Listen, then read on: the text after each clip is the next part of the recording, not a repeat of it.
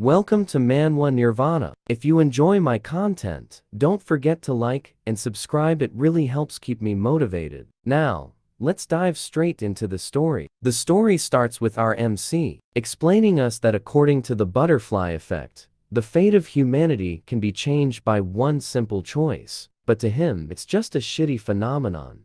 Because up until now, he's made multiple regrettable choices. Right at that moment, someone starts banging on the door, calling him honey, asking if he's listening, saying she came here knowing he's in there. It would be best for him to open it. And she already asked the hallmaster, and continues that he didn't have any classes scheduled for today, and asks if he's ignoring her. Our Mick realizes and starts to cringe, saying there's no other stalker like her, and she says fine, and starts cutting her way through the door while Mick starts sweating nervously. He tells her this is against the rules, as the student council's president is the one who carries out punishments. When someone goes against the rules, the girl pulls in a no reverse and says that unfortunately for him, she is the president of the student council. As she bursts through the door, she says that he's been avoiding her lately. To be specific, it's been 32 times he calls her a freak for counting, but she says that she has a question for him. Finally, we get his name. He is Dodd Campbell. She straight up asks if he will marry her, and we learn that her name is Eleanor, and he tells her to wait. We then hear another woman asking Eleanor what is she talking about, as she's coveting a man who is already taken, asking if that's how her family works,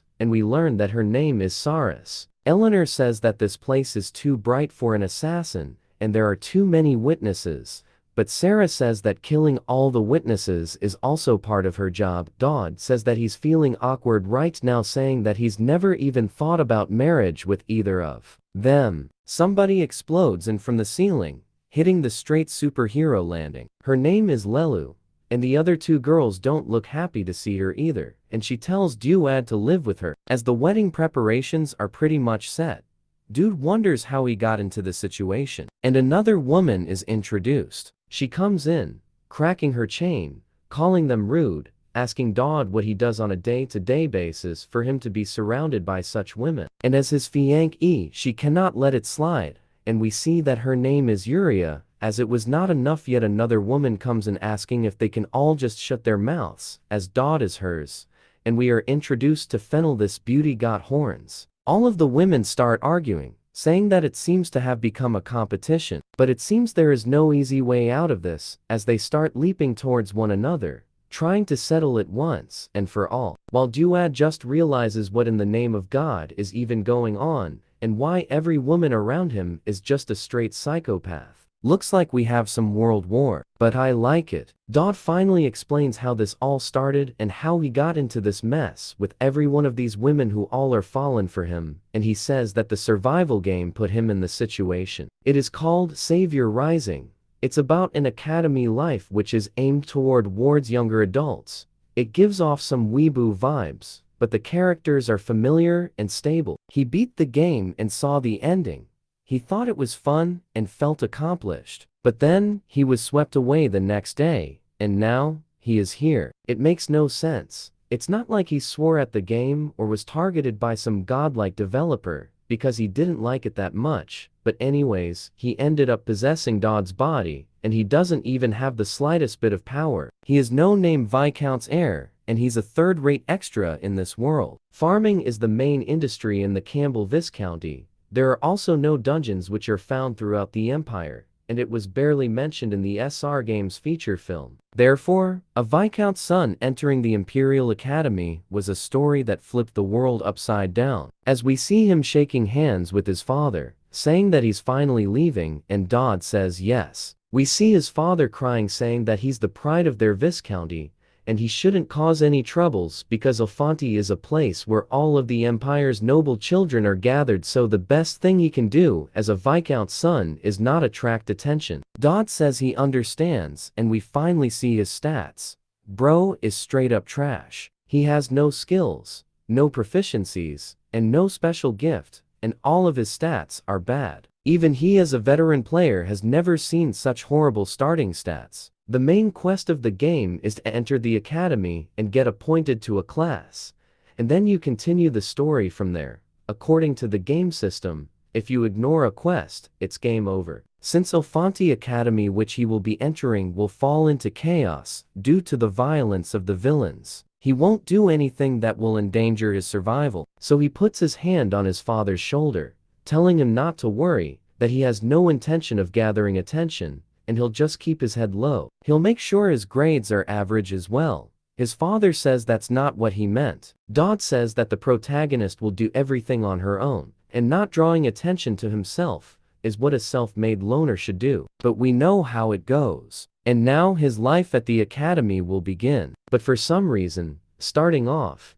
he's just confused on why he's in the same exact carriage as her, as we see Eleanor sitting opposite to him. He says that her nickname is the Bloodthirsty, and she has a mountain of corpses behind her in the game.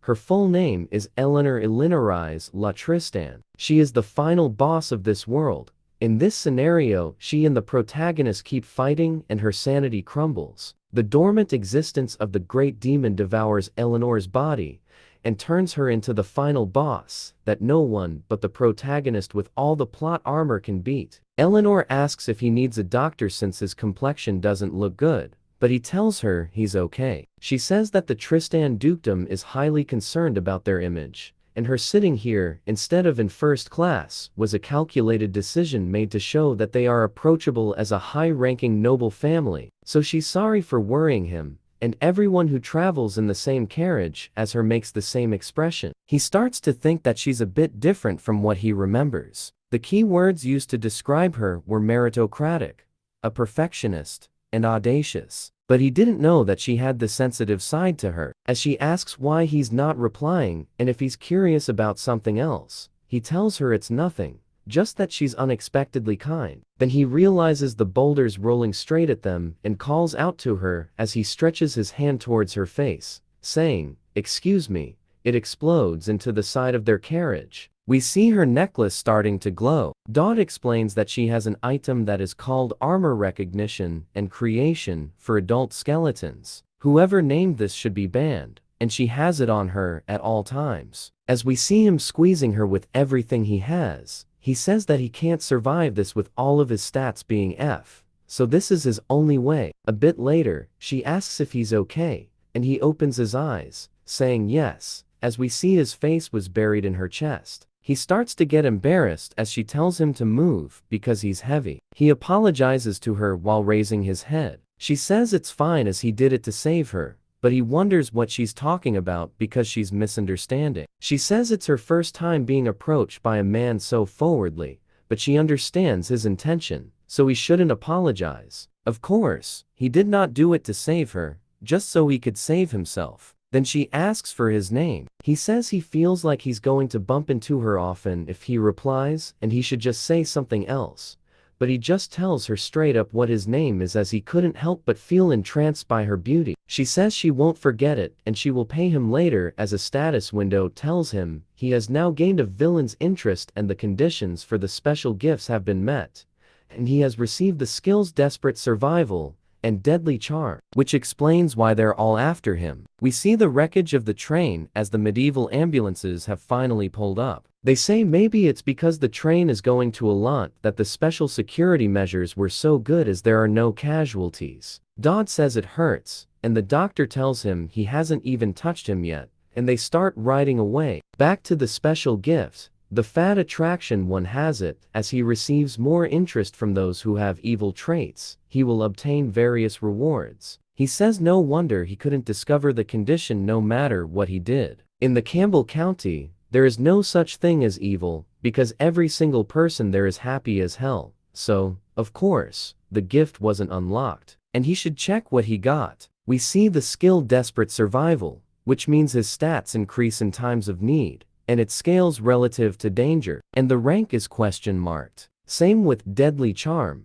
which means it is easier for him to gain interest from those who have evil traits. He says Desperate Survival will come in handy during battle, but Deadly Charm is weird, and he wonders if he could really have this, because it means he's going to be liked by those who have evil traits. He starts thinking about all the villainesses. There's a warrior who goes crazy for a fight, a mentally deranged sword god who cusses at anyone who gets within 3 steps of her, a violent assassin who kills anyone if paid, a genius mage whose senses are dull everything, and they're all just annoying as hell, and we've already been introduced to them. He sighs, saying that this is fine right now, and it's important for him to gain skills that will help his survival, and what he finds strange is that the skill rank is labeled as question mark. Even though he is an SR veteran, he's never seen that before. The doctor asks if he's really okay, or if maybe he needs a psych assessment, but Dodd says he's fine as he gets out of the carriage. He starts looking annoyed, and then it jumps to the welcoming committee for the school. He starts tuning it out while the guy yaps, and then recalls his conversation with the EMT on the carriage, who says that they heard he was riding with the Tristan princess. Dodd asks why it matters, and the dude says that he's a Viscount's son with no connections, though he's also an alumni who coincidentally is from a no-name family, just like Dodd, asking if he really thinks it was a coincidence that the boulder was aimed at his carriage out of so many. He adds that the Tristan dukedom has many enemies, and that it would be best for him to avoid her, as he's going to get hurt if he hangs around her. He says he'll keep that in mind, but he's already involved with her due to her misunderstanding about saving her. Then, we see something mentioning an event about the first stage of trust occurring soon. Dodd says it's not surprising at all to find out that just hanging around the final boss would be a very dangerous thing. Someone then yells out to him, which causes him to stop daydreaming, and they ask what the hell he's spacing out for. They start laughing at him too, as everybody has already formed sparring pairs except for him. Dodd realizes he forgot that after the entrance ceremony was the practical evaluation. They say that his opponent has been automatically decided, and he wonders who exactly he matched with. As he looks to his side, he thinks that if everybody else has picked their opponents, the person who's left must be the strongest. He turns to see a woman greeting him, and he is just stunlocked because we learn that her name is Alia. She is the biggest genius in the entire world because, in the future, she will become the savior, as she is the protagonist of Sea Oster. She asks if he needs help getting up, but he says that he's okay, then immediately changes it to, sure. He still can't believe that he's meeting the main character of the game so easily and starts to tear up, wondering if maybe he is screwed now. It then jumps to someone saying that Count Ken has arrived. There's also a marquis named Gallander. We see a woman saying maybe she's out of her mind right now, as the interest duels are ongoing, but for some reason, she's late. As they're all talking about where Eleanor is, we see her pull up soaked in blood. The artist knows what he's doing with this angle. The girl asks Eleanor where she's been, because she has a lot to ask. Still covered in blood, Eleanor tells her that she had to take care of some things. The lady sighs, saying that she and Eleanor need to take care of this. The room clears out, and she asks if anybody's dead. Eleanor says not many, just around 12, and that they were there to assassinate her. They dropped a boulder on the train and tried to pass it off as an accident. She found out who they were and happened to be nearby, so killed them. She is cold. The lady says she shouldn't have done that and should have left something like that to the school, but Eleanor tells her that's annoying. Or if she wants her to be like everybody else and try to forgive those who wanted her dead. The lady says that she needs to get changed as the entrance duels are going on, and if she goes now, she'll see Alia, a 1 in a million genius, and she's dueling somebody named Dodd. Eleanor asks if she means Dodd Campbell, and the lady says yes, asking if she knows him as he seems really unremarkable. Eleanor recalls him on the train and starts to smile, saying that he's a pretty weird guy. Back to Dodd. He's shaking while holding the sword up, and they start chanting him on, calling him a country bumpkin, asking how many moves they think he'll last. They say that he'd be lucky not to die.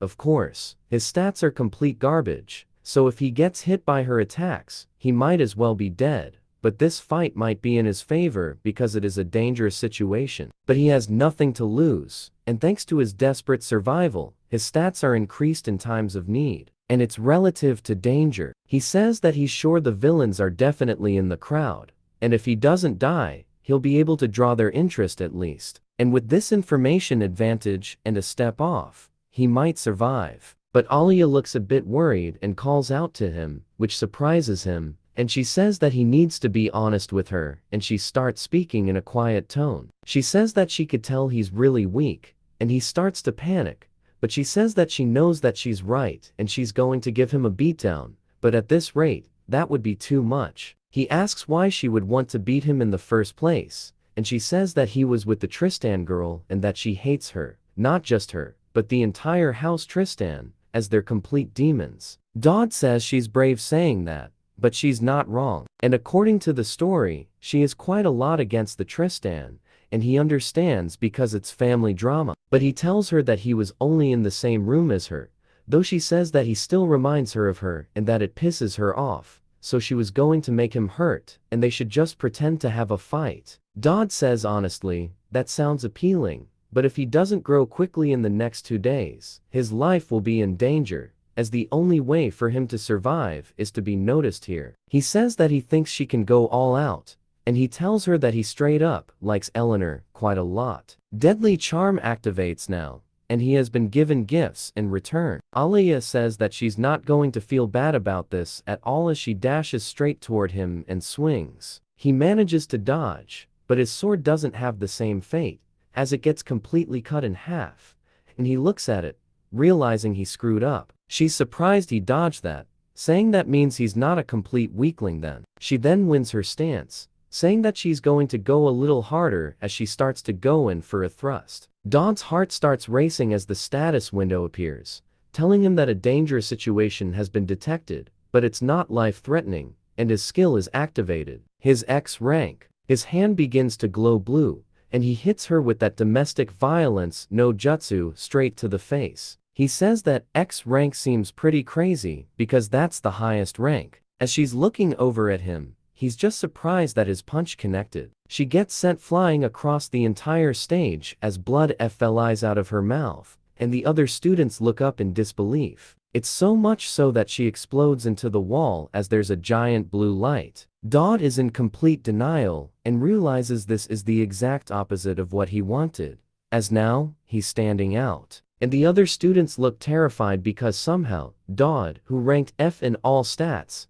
on his very first day at Alan Academy, successfully subdued the world's main character. It then jumps to some teachers talking, saying the first possibility is that he is a crazy con man. One of them says that his opinion has changed quickly, and we learn that the man's name is Conrad. He says, either way, that doesn't make sense, as all of them with insight must know that he had absolutely no combat skills or powers before the duel. But that strike was definitely real. A lady asks what he means by real, and he says that he's saying that nobody in Alant would be okay after taking that hit, including him. The chances of him beating the potential future warrior Alia are 0, but through an illegal substance or tool or some method, he managed to increase his power temporarily. And the other possibility is that he is an absolutely monstrous genius. The lady from before says that it's difficult to accept his victory as is, and Margrave Kindred, Alia's sponsor, won't just stand idly by. But it would be a great loss for the academy to ignore a student with such potential. It'll be asked soon anyways if he's a fraud or not, so they should just see what unfolds. Conrad asks what she means, so she continues saying, there are a lot of interesting admissions this year, and there are some unique enough that they need special treatment. So if he really is as special as Conrad thinks, it'll be easy for him to play a role there. We see on the school newspaper they're even starting to make rumors about how he might be the child of the Empire's Knight Commander and the greatest talent to ever step foot in the academy. Dodd sighs, saying, the news, both back where he was and in this game, are complete ass. A status window appears, saying that this is profile related to the gift. As we see, Eleanor's trust has now been moved to level 2, and the reward is ready to be claimed in the character event. Some guy named Baron Arid has also gained curiosity, same as Viscount Lupin, and it just keeps going on and on. Dodd says this means it goes from curiosity to interest and trust, and the points he receives can be used in the store,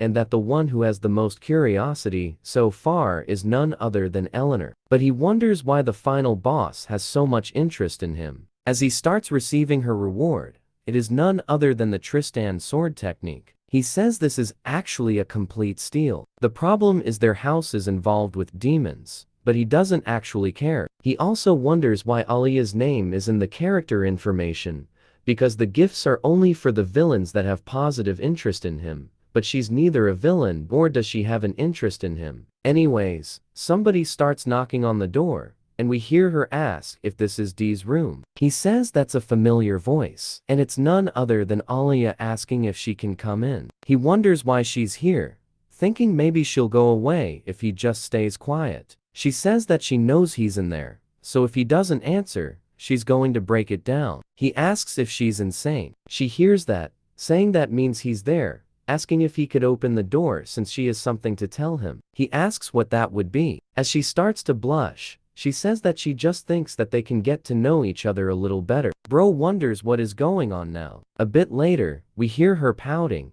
and we see it on her face too. She says that he should have gone with it, asking why he's so uptight, as she was practically forced out of his room. She says that there's something strange about him, and she just doesn't know how to become friends with the man either.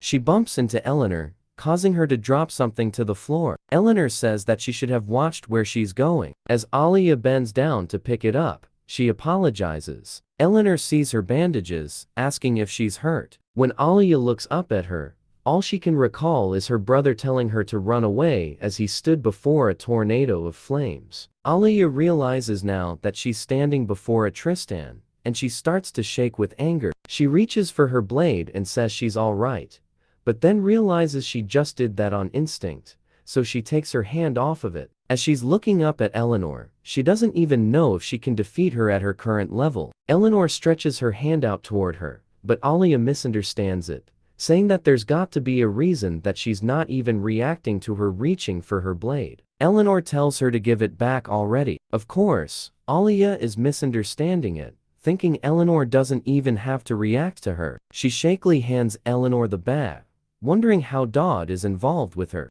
She decides to tell Eleanor that Dodd's room is down the hallway and to take a right. Eleanor tells her to wait, asking how she knows where his room is. Alia tells her that she was with him all this time. Eleanor starts to look annoyed, asking for what purpose. Alia can't understand why she's being so hostile either. Alia says that she just wanted to become friends with one of the new students. Eleanor then tells her that new students are forbidden to mingle with the opposite sex. Alia asks what she means as Eleanor continues, saying that it's forbidden. When Alia says that there wasn't a rule that mentioned it, Eleanor says that she just made it on the spot and that she's no longer permitted to go to his room. Alia asks what kind of relationship she has with him then, but Eleanor says that he's nothing to her, but to be sure to remember what she just told her. Alia recalls what he said during the duel about her. She says there's something between them, and even if it's just for information, she should continue getting closer to him. The class assignment exam of Vaughn Academy is designed to meticulously analyze all aspects of the student, and you are divided into groups. After a one-on-one duel, as he manages to beat down the warrior candidate, he's assigned to the highest level group. Everyone looks proud, and he's the only one who looks worried. The biggest issue still is none other than Alia. He pushed her away yesterday, but she's in the same group as him now. As we see, her curiosity has raised again. He wonders what's her deal. There were also snacks that were delivered that night. He says that someone's stalking him too. I wonder why this is all happening. Group 1 gets called up as he says that it shouldn't be too eventful as it's part of the main scenario. But of course, Eleanor is there, and he says the character event will occur soon. She says it's nice to meet them all, and that she's the one in charge of this exam. Dodd says this can't be a coincidence, and even though the event was meant to happen today, she's the one in charge of them. It will be weird if something did not happen during this exam. The teachers decided that if Dodd really was that much of a genius, they're interested to see how he performs in the class assignment exams, and that they were just going to get Eleanor to lead them in case. She tells all the students it's time to move to the area for the exam, and she'll take questions once they're there. As they're walking down a hallway, one of the students says, they must have put a lot of effort into this. We're introduced to him as his name is Luca. As they continue walking through it, they start saying, this place is actually cool, but for some reason, the lights just went out. As they keep walking, Alia says that since she said she'll take questions after getting here, she wonders if this is part of the test. But Dodd can answer that as the entrance is sealed and the power went out, and the Eleanor event is in effect, and he realizes this is a trap, not a test. His mission is to survive the assassins and protect her. He starts looking around at some of the students. He says that now that he gets a better look at it, these guys are members of the main character's party, and if he remembers this scenario correctly, this is where they all first meet. So, the people in this room are all quite important to the story. He thinks that Central Hall is the most reasonable place to move to. They're just surprised there's a map in here, as he continues, saying that there must be equipment and rescue supplies in Central Hall. Since it's such a large area, it'll be easier to defend themselves against ambushes rather than staying here in these narrow quarters. The other students ask what he means by ambushes, but Dodd says that surely both Eleanor and Alia felt it too, that they're not the only ones here. He then says that he'll go somewhere else. Alia asks why, and he says it's because it's necessary. She asks why again, saying that it's completely away from Central Hall. He tells her that he can't say it right now, but this is important, so he'll explain later. It's not like he's lying to them, as it really is important. Nothing is more important than him saving his own life. As he continues walking down the hall, he sighs in relief, saying that worked. Maybe taking down Alia gave him more credibility behind his words, and now he just needs to hide until the event ends. The assassination target is Eleanor anyway, so they shouldn't pay any attention to him. He plans to just go to a quiet corner and burn some time. But then, he hears somebody call out to him, and when he turns, a man says that he's here to fix the power issue and asks if Dodd can guide him since his eyesight isn't great in the dark. The status window appears, telling him that there is a dangerous situation occurring. Meanwhile, a woman calls out to Alia, asking if she thinks Dodd will be okay by himself, saying that something might happen. Alia says that he must have a plan because he must be up to something, but it looks like something's going to happen to them instead. She senses everybody in the room, and Eleanor does as well. Back to Dodd. We see the freak walking with him, and bro walks all goofy. He says the advanced party has already been wiped out by that devilish woman, but that's only the case if he wasn't around. Even this guy got tricked with ease, thinking he's tricked Dodd. He says a professional assassin such as himself can gauge someone's level just by observing their movements. This guy is a complete rookie, and he can play around with him before he kills him. After that, he'll take his body and then eliminate Lady Tristan. Dodd turns around as he hears a weird sound, only to see the dude ripping off his little fleshy skin suit like Mark Zuckerberg when he goes to bed. Dodd sighs, seeing that it's as expected. He knew it was Hassan. Hassan is surprised, but Dodd continues, saying that if it were someone stronger, he could have been in danger, but he's seriously relieved. The way he's walking and everything else makes him understand that he's the same old guy he remembers. Hassan wonders what Dodd means about his desperate survival now being a rank. Dodd says that he's at a loss for words, but still, he's nothing but a weakling, and he'll end him instantly. Dodd raises a stick into the air, and then it jumps to the assassins getting slammed into walls, and straight up getting shot in some student-assassin gang violence. Everybody is absolutely scrunning on these dudes. Even Lucas straight up bodied theirs. They say that they're all weaker than expected. Alia tells Palace to freeze these guys, and she wonders what Eleanor is doing. Then, we see Eleanor stomp the ground as she shoves her blade forward, sending 4 of the assassins straight into the nearby wall. She then lowers her stance, and before they even have time to fall to the ground, she stabs one of their arms into the wall, asking if there are any other people besides the ones here. She warns that if he doesn't answer, she'll break his neck. A bit later, we see that Palace has frozen their hands, and asks if they're talking about Hassan of the Crescent Moon, and if he's in this building or nearby. The guy says he can't tell her that,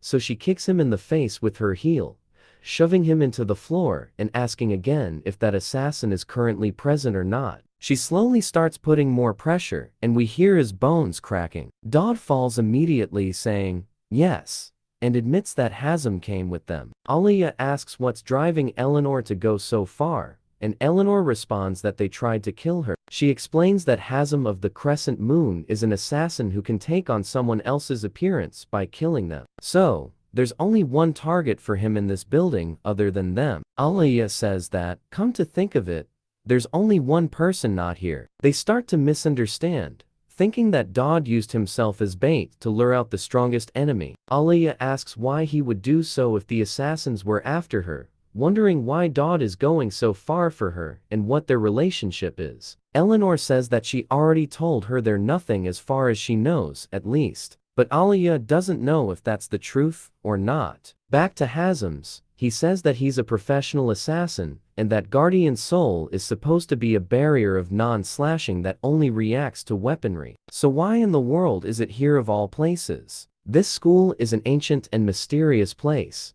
so he supposes it makes sense, but no matter, because an assassin is a weapon himself.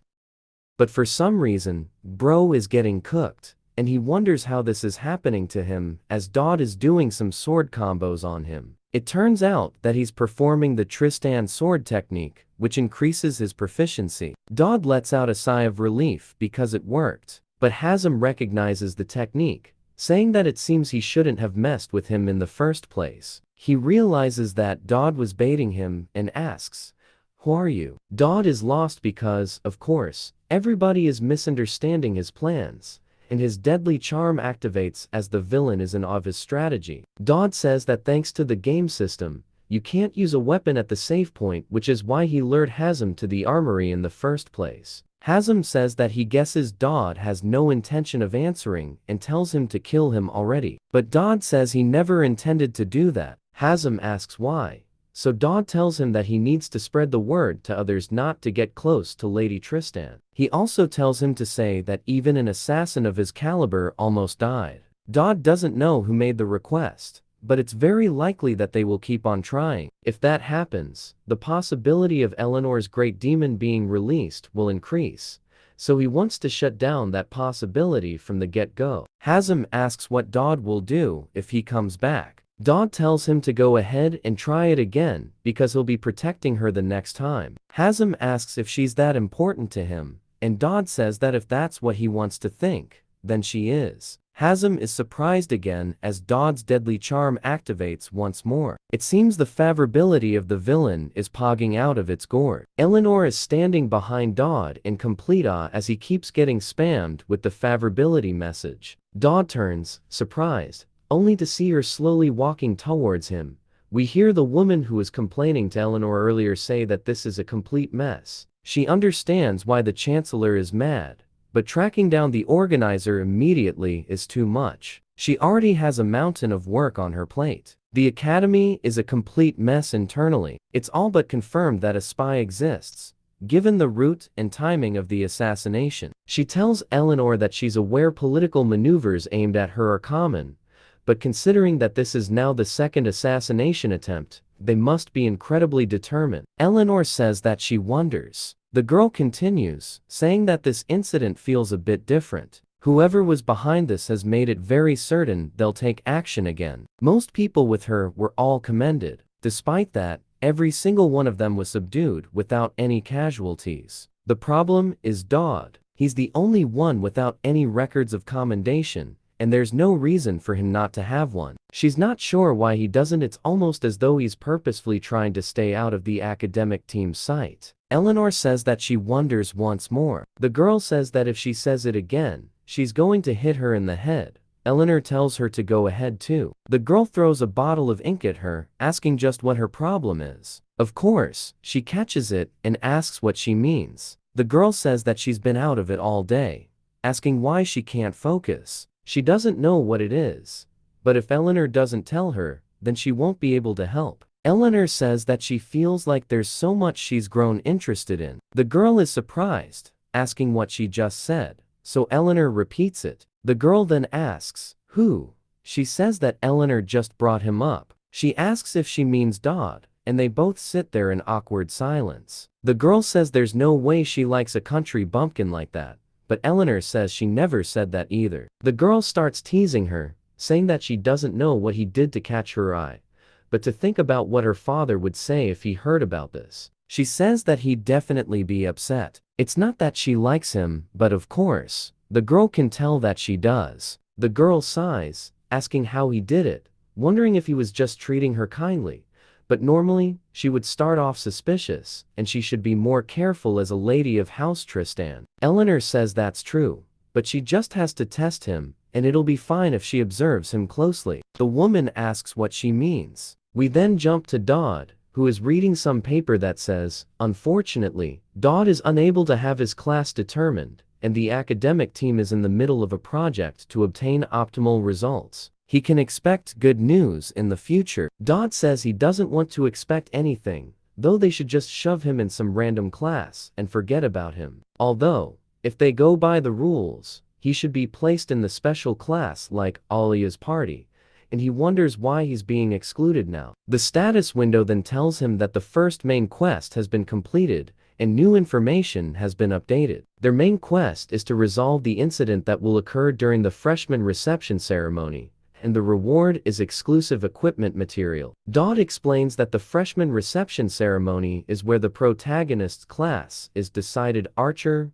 warrior, mage, and so on. Their class specialization will be decided based on what their focus is. Just as Alia uses the sword, he'll also use a strength-focused build, which is why he'll end up with exclusive equipment material that matches it. There's only one problem now: Eleanor will also be participating, and her trust level has jumped to level 5. But Alia will be there as well, and he starts stressing out over it, saying that this is going to be too much, and that something is definitely going to happen again. We see that from Eleanor's trust going up so much, he acquires a skill duplication pass, so he may copy one of the target skills. Dodd says that this is absolutely insane. It means he can copy one of the final boss's skills. It would be a complete loss to use this now though. Although she may be at the top of the academy's food chain now, just like with the protagonist Alia, Eleanor is a final boss capable of growing. She'll gain plenty of cheat skills later on, so there's no reason to use it now. For now, he'll have to prepare for the event that will occur in a few days. Luckily, he knows something that will help with his survival. We then see him walking at night. He makes it to the old equipment warehouse. He's in probably the greatest disguise of all time. He says it's nice being able to use the point store, as he bought a mask, shoes, and a haste potion after breaking through each of the security measures. The place he managed to arrive at is his treasure farming spot. He puts his hand up on the wall, hopping over it, and he also bought a vitality recovery biscuit, which means his stamina is dialed in. He says it sounds like a cheap ad, but it works really well. He then starts looking around and begins digging through Asmongold's room. He says he's found everything else, but the most important thing is one item in particular. It's an incense burner called the Ultra of Divinity, and it has the ancient power of 1,000 years stored in it. He takes it out, saying that he's found everything he needed. But then he starts to hear a funny sound, and when he looks up, the tower of garbage starts to wobble. He looks up in surprise as it begins falling directly onto him, and says that he knew things were going too well. As it crashes down and the smoke starts to settle,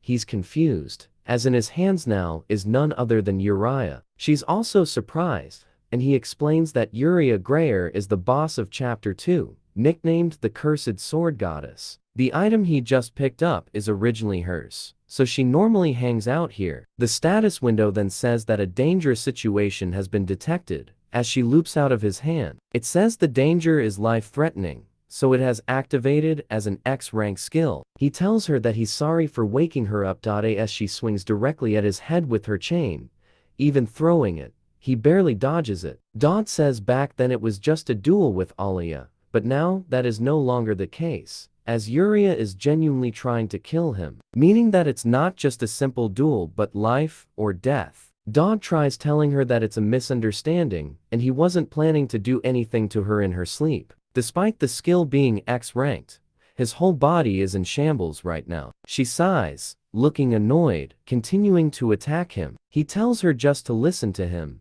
but she goes for a low swing, which he jump ropes over. It was exactly what she expected, as she immediately withdraws the chains, causing them to whip all around him. Dodd says thankfully he knows what he needs to do to stop getting hit, as the blade this time starts flying directly towards him. He closes his eyes as it gets closer and closer. It stops just shy of his face. He won't even look up to see if he was right, and says that it was a distance of 3.5 steps. Any enemy within that distance from her gets defeated no matter what. But in return, she can't take a single step forward herself. That's the mechanism behind Yura's curse. Now, she asks him to take a step forward. He asks why the hell he would do that and realizes there's no way he can escape through the situation. Her stomach then begins to growl, which catches her off guard too. Dodd says that this is her personal area since she has to be isolated from everybody else. Even the teaching staff doesn't come here often, and he asks her if she wants a biscuit,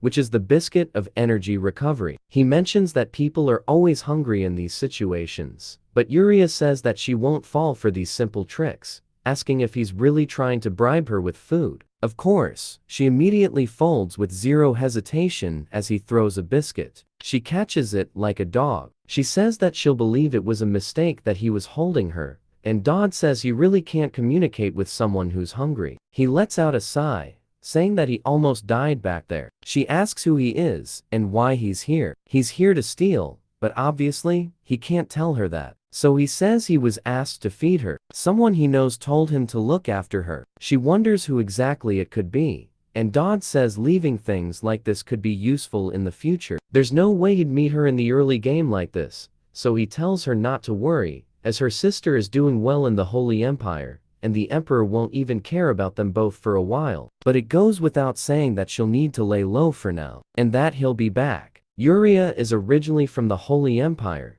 and the reason she went into hiding in Alant is because of the Holy Emperor. Yura's sword is notorious for being an evil item, so is the binding vessel of the sword. She suffers the curse of 3 steps, so it's probably fine to tell her about the one family she has left. As we see her with her eyes closed peacefully, Dodd says that she's probably going through a lot, and just giving her a little hope would probably mean the world to her. It then jumps to a woman explaining where all the buildings in the academy are, and she says that they will only just use their major and minors during the freshman reception that's happening in a few days, such as things like engineering or knighthood, etc. One of the students asks if the tribal association shares the same subjects as the Holy Empire. She says yes, and they teach the same things, so they shouldn't even bother thinking about transferring. Dodd says this is the tutorial event where they receive more information about the world, but he can't just skip this because all the work he has put in now would be useless. We finally learn who it is, and she is Housemaster Alia. One of the students asks her if that's the void zone off in the distance,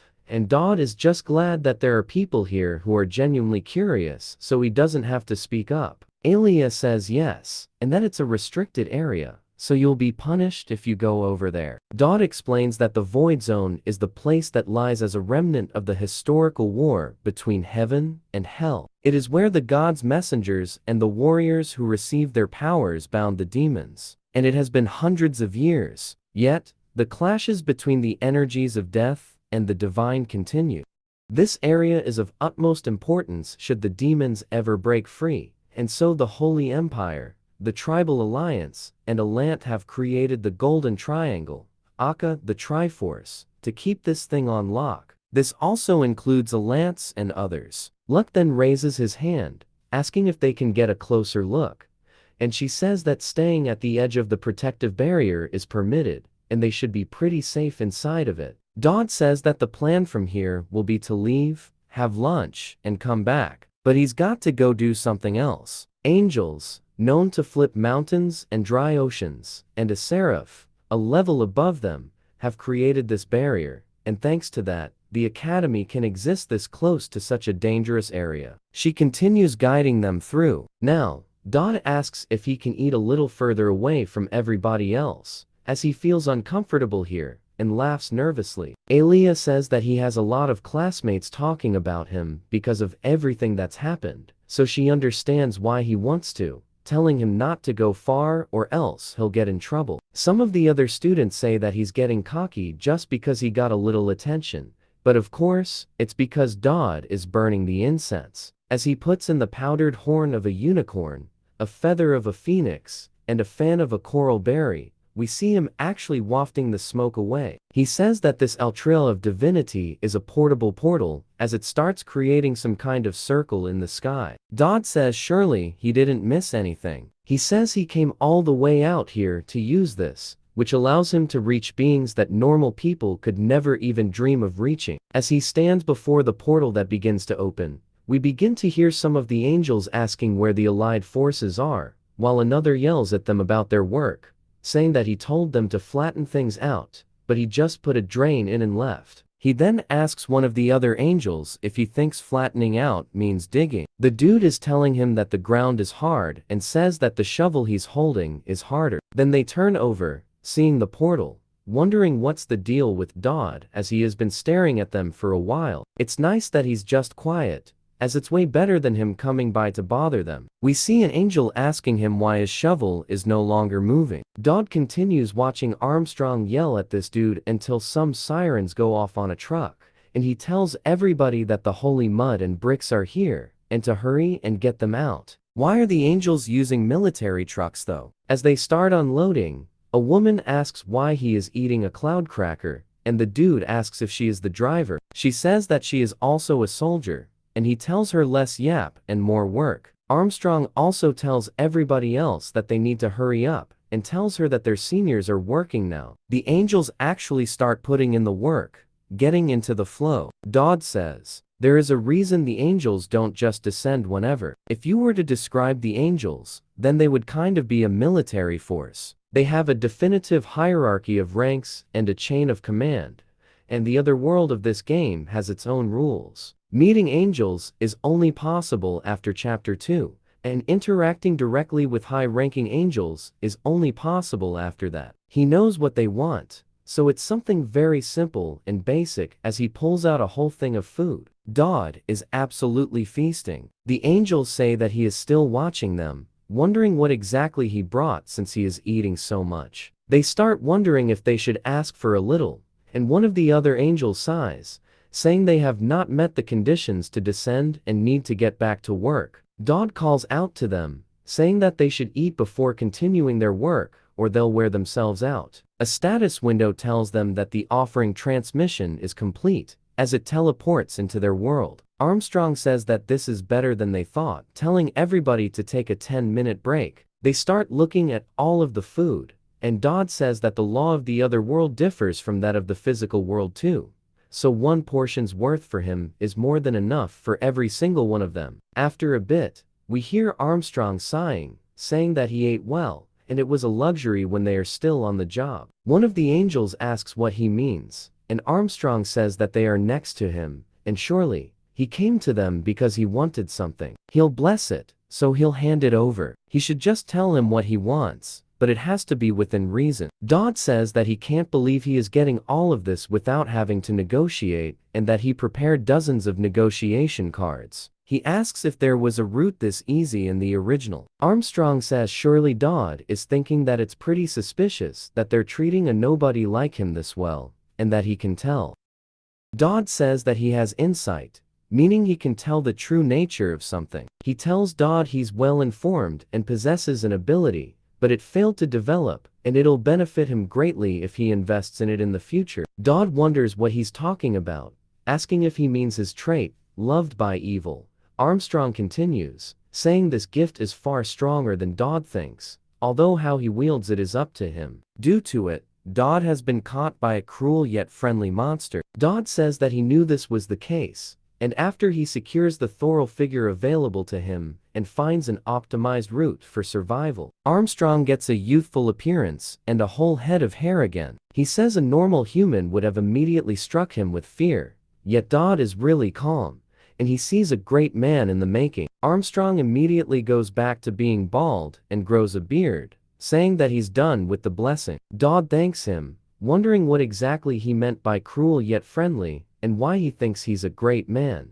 saying he's overestimating him. Armstrong tells him to believe in himself. At the very least, he acknowledges him. The portal closes, and Dodd says he's only working hard because he doesn't want to die, but it's still an angel's warning, so he'll have to think of it carefully. We see the Ultra of Divinity as C+, and it contains a special power from divine beings of the other worlds. It has 2 skills. One of the skills is aestheticism, which uses a small amount of mana to convert all stats into constitution. The other is protective shield, which uses a small amount of mana to create a one-time protective barrier and receive the constitution effect. Dodd says the angel gave him some pretty useful blessings. The constitution stat is related to health, so it has a direct effect on survivability. Since his desperate survival can blow up his stats, he's sure he'll get really good use out of it. The most important part is evolution. In this world, things that can be developed can naturally improve in performance. Having received something like this so early is low-key a bit cracked. The problem is that he has to use a small amount of mana, and it's just a pipe dream for someone like him without a single relevant trait if he can't even use mana. If you've made it this far, please don't forget to like and subscribe, it really keeps me motivated. And stay tuned for the next part.